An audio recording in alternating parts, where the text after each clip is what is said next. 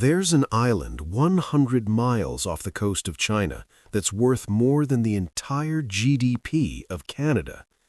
An island that makes 90% of the world's most advanced computer chips. An island that, if it fell into the wrong hands tomorrow, would crash your stock portfolio, shut down Apple, tank Nvidia, and potentially trigger a nuclear war between the United States and China. This island has 23 million people. It's roughly the size of Maryland. And right now, the world's two largest economies are playing chicken with each other over who gets to control it. The scariest part? Most Americans have no idea how much their financial future depends on what happens to this tiny piece of land. Today, I'm going to show you why Taiwan is the most important island on planet Earth, how it became the choke point of the global economy, and what happens to your money when, not if, China makes its move. Hey everyone, welcome back to Capital and Power. I'm your name, and today we're talking about the biggest geopolitical and financial risk that almost nobody is paying attention to: Taiwan.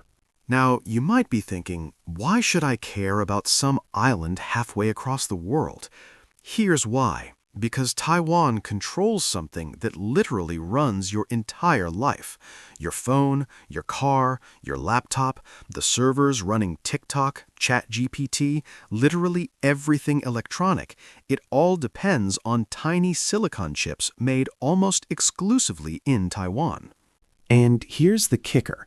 China claims Taiwan belongs to them. They've said repeatedly they're willing to use military force to take it back. And the United States has basically said, try it and find out what happens. This isn't just geopolitics. This is about your money, your investments, your retirement account, the price of everything you buy. Because if this situation goes sideways, we're talking about an economic shock that would make 2008 look like a minor hiccup. By the end of this video, you'll understand why this island is worth more than gold to the global economy, how the US and China ended up in this standoff, what happens to your portfolio if China invades, and most importantly, what you can do to protect yourself. If you want content that connects the dots between geopolitics, finance, and your wallet, hit that subscribe button. We don't do clickbait, we do reality. All right, let's dive in. The Civil War that never ended. So let's rewind to 1949. World War II just ended. Japan lost. And China? China's tearing itself apart in a civil war. On one side, you've got the Republic of China, the official government, backed by the West. On the other side, Mao Zedong's Communist Party, backed by the Soviet Union. And Mao, he's winning, big time. The government forces are getting crushed. They're retreating, losing city after city, until finally they make a desperate last stand. Over 1 million soldiers, government officials, and loyalists jump on boats and planes and flee across this 100-mile strait to an island called Taiwan. Taiwan had just been liberated from Japan, who had occupied it for 50 years. And now it becomes the last refuge of the losing side of China's civil war. Mao's forces control the mainland. They declare the People's Republic of China, communist, revolutionary, and ready to finish what they started. But there's one problem. They don't have a navy. They don't have an air force. They can't cross that 100 miles of water to finish the job. So Taiwan becomes this weird historical accident. The Republic of China government sets up shop there, still claiming to be the real government of all of China. Meanwhile, on the mainland, Mao's claiming the same thing. Two governments, one China, and both sides ready to kill each other to prove who's legitimate. Now here's where it gets wild. The United States, at this moment, they don't really care. They just defeated Japan. They're tired. They're trying to rebuild Europe. President Truman basically draws a line on a map and says, this is what we'll defend. Taiwan, Korea, Vietnam, that's outside our perimeter, not our problem. The anti-communist hawks back in Washington are losing their minds. You're just going to let communism spread across Asia? But Truman's like, this is a Chinese civil war. Let them figure it out. That was the policy. For about 5 minutes. The moment everything changed. Summer of 1950. North Korean troops, backed by the Soviets and with Mao's blessing, pour across the border into South Korea. They almost take the entire peninsula in 11 weeks. The U.S. freaks out. This looks like a coordinated communist takeover of all of Asia. Suddenly, that line they drew? Meaningless. Truman sends troops to Korea, and in the same speech, he orders the U.S. Navy to Taiwan to prevent any attack. And this is where the legal gymnastics begin. The status undetermined loophole. To justify this sudden military intervention, Truman comes up with a genius legal argument. Taiwan's status is undetermined. Here's the logic. Japan surrendered Taiwan in 1945 when they lost World War II. But technically, no treaty has officially determined who gets sovereignty over it, so technically, it's up in the air, which means, technically, we can protect it from communist aggression. This is brilliant because it lets the U.S. defend Taiwan without officially recognizing it as an independent country, which would have been seen as an act of war by China. This strategic ambiguity becomes the foundation of U.S. policy for the next 75 years, and it's still the policy today. Meanwhile, Mao's building up his military, getting Soviet help to develop nuclear weapons, which China gets in 1964, and waiting for his moment to take the island. And these two sides? They literally shoot artillery at each other every single day for 21 years, not trying to kill anyone, just reminding each other that the tension is real. Nixon's gambit. Fast forward to the late 1960s. The U.S. is stuck in Vietnam. The Cold War is raging. And then something cracks in the communist world. China and the Soviet Union start hating each other. Mao thinks the Soviets are going soft on capitalism. The Soviets think Mao's a reckless lunatic. He kind of was. His policies caused famines that killed tens of millions. They're clashing at their border. The Soviets are threatening to nuke China's nuclear facilities. Richard Nixon sees an opportunity. What if the U.S. could befriend China and divide the communist bloc? Enter Henry Kissinger. He secretly flies to Beijing in 1971 using Pakistan as a go-between. It's one of the most dramatic diplomatic moves in history. Kissinger meets with Chinese Premier Zhou Enlai, and the conversation immediately goes to Taiwan.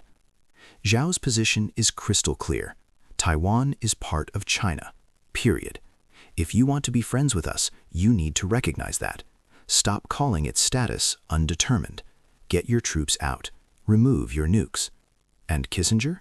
He basically throws Taiwan under the bus. In the declassified transcripts, Kissinger says, and I'm paraphrasing, "Look, if the Korean War hadn't happened, Taiwan would probably already be yours. But previous administrations made it a big deal. We're different now. We're not ideological about communism anymore." He even hints that political evolution will probably go in China's favor. Translation: Taiwan will eventually reunite with China and will look the other way. Why would Kissinger sell out a longtime ally? Because his goal was leverage over the Soviets, and he was willing to give up Taiwan to get it. The diplomatic earthquake. 1971. The People's Republic of China joins the UN. Taiwan gets kicked out. 1972. Nixon visits China publicly, announces they're warming up relations. 1979. The U.S. officially recognizes the PRC as the sole legitimate government of China. They close the embassy in Taipei and open one in Beijing. They remove all troops from Taiwan. They take out the nukes. Taiwan goes from core ally to diplomatic orphan in less than a decade. And Americans are pissed. Congress is furious. We're abandoning a democratic ally to cozy up to communist authoritarians? What kind of message does that send? So Congress passes the Taiwan Relations Act. It says, yes, we don't recognize Taiwan as a country, but we'll still sell them weapons so they can defend themselves, and we'll maintain the capability to come to their rescue if needed. Notice what it doesn't say. that we will come to their rescue, just that we can. Strategic ambiguity strikes again. Why China accepted this? You might be wondering, if China's position is that Taiwan belongs to them, why did they accept this half measure? Because they thought time was on their side. They figured Taiwan would eventually see the writing on the wall and peacefully reunify. They offered deals. Keep your system, keep your way of life, just acknowledge that you're part of China. But that's not what happened. Taiwan's genius move. Taiwan's leaders realized something crucial in the 1980s and 90s. If we're going to survive as a de facto independent nation, we need to make ourselves too valuable to lose. So they made a bet on semiconductors. Silicon chips, the tiny brains inside every electronic device, were getting more complex and expensive to manufacture. The US and Europe were struggling to keep up with production costs. Taiwan's government started subsidizing companies to specialize in chip manufacturing. They poured billions into R&D, infrastructure, and training engineers. And one company in particular became the crown jewel, TSMC, Taiwan Semiconductor Manufacturing Company. Why this matters to your money. Here's why you should care. TSMC makes the chips for Apple, all iPhones, iPads, Macs; NVIDIA, the AI chip king; AMD, computer processors; Qualcomm, smartphone chips; literally every major tech company. Taiwan now manufactures 90% of the world's most advanced chips. Not 60%, not 75%, 90%. Your tech stocks, they depend on Taiwan.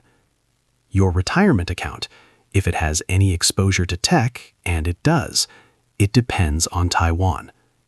The entire AI revolution that's making NVIDIA a $3 trillion company depends on Taiwan. This is what experts call the Silicon Shield. Taiwan made itself so critical to the global economy that losing it would be catastrophic for everyone, including China. The numbers are insane. TSMC alone is worth over $700 billion. That's bigger than Walmart, bigger than JP Morgan Chase. The semiconductor industry in Taiwan generates over $150 billion in annual revenue. And here's the scary part. These factories can't be easily replicated. They cost $20+ billion each to build. They require thousands of highly trained engineers. They take 3 to 5 years to get up and running. If Taiwan fell to China tomorrow, it would take the US and Europe at least a decade to rebuild that manufacturing capacity, maybe longer. During that time, no new iPhones, AI development stalls, military systems that rely on advanced chips, grounded. The entire tech sector crashes. This is the leverage Taiwan has. This is why it matters. But here's the problem. That Silicon Shield cuts both ways.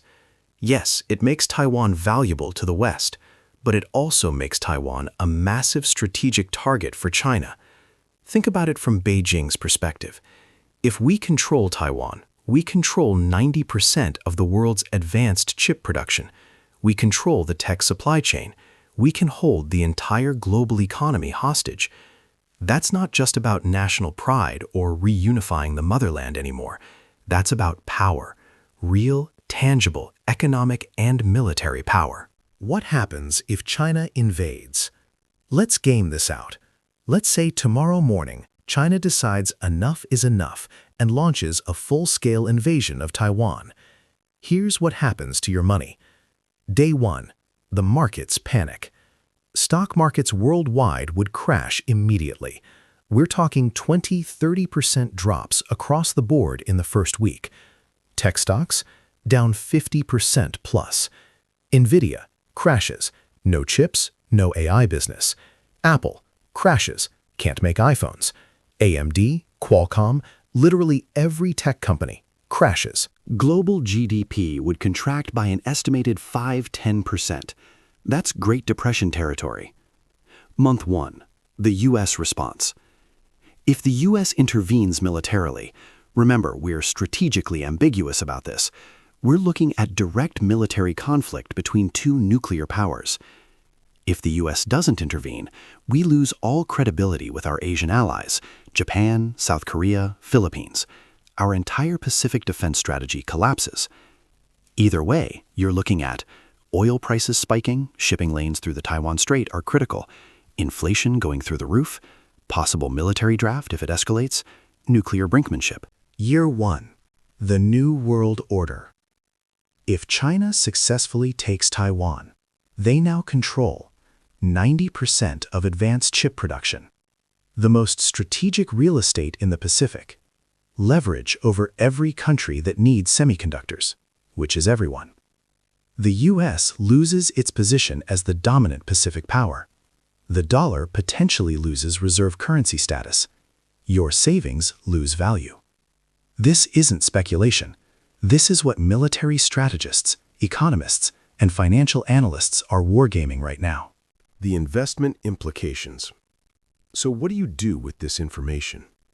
First, understand your exposure. Check your portfolio. How much tech do you own? Look at your index funds. S&P 500 is 30% plus tech. If you own NVIDIA, Apple, AMD, you're directly exposed to Taiwan risk. Second, consider hedging. Diversify into sectors that would benefit from conflict, defense stocks, commodities. Hold some gold or other safe havens. Don't put all your eggs in the tech basket. Xi Jinping's promise. China's current leader, Xi Jinping, has made reunification with Taiwan a core part of his legacy. He's called it essential to the rejuvenation of the Chinese nation. And he's backed it up with action. Massive military buildup. China now has the world's largest navy. Regular practice invasion drills around Taiwan. Firing missiles over the island. Economic pressure on countries that support Taiwan. Xi's messaging is clear. This will happen. Peacefully if possible, by force if necessary. Taiwan's defiance? They're not interested. Only 12% of Taiwanese support reunification with China. The rest want the status quo or outright independence. They've built a thriving democracy, a world-class economy, a distinct cultural identity. From their perspective, why would we give that up to join an authoritarian regime that massacred protesters in Tiananmen Square and runs concentration camps in Xinjiang? America's dilemma. The U.S. is stuck between two bad options. Option 1, defend Taiwan. Risk war with China, possibly nuclear, massive economic disruption, but maintain credibility and access to semiconductors. Let China take Taiwan. Lose the semiconductor supply chain. Lose all credibility in Asia. Goodbye Japan, South Korea, Philippines alliances. Watch China become the dominant Pacific power. Potentially lose dollar reserve status. Neither option is good, which is why we've stuck with strategic ambiguity for 75 years. But here's the problem. That ambiguity is getting harder to maintain. The ticking clock. China is getting stronger. Their military is catching up to ours. Their economy is massive. Every year that passes, the cost-benefit analysis of invading Taiwan shifts slightly in their favor. U.S. military analysts estimate China could have the capability to successfully invade Taiwan sometime in the late 2020s or early 2030s. That's not decades away. That's right around the corner. And Taiwan's getting more defiant, more democratic, more distinct from China. Something's got to give. The bottom line. Taiwan is the most important piece of real estate you've never thought about. It's the linchpin of the global economy, the flashpoint for potential World War III, and the reason your tech portfolio could crash overnight. This isn't fear-mongering. This is reality. The financial world is starting to price in Taiwan risk. Smart investors are already adjusting their portfolios. The question isn't, will there be a crisis over Taiwan? The question is, when and how bad will it be?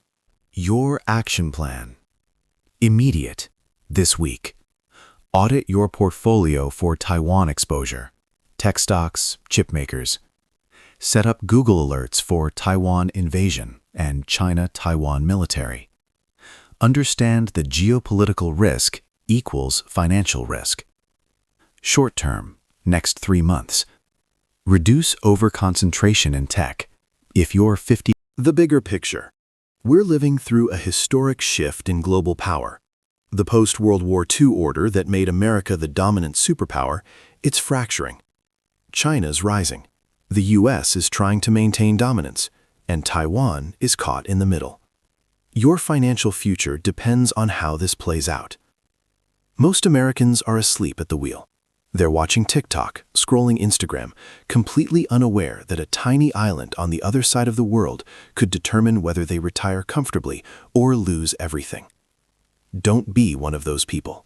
If this video opened your eyes to the biggest geopolitical risk facing your money right now, hit that like button. This is the kind of content that YouTube's algorithm doesn't push because it's not feel-good fluff, it's reality.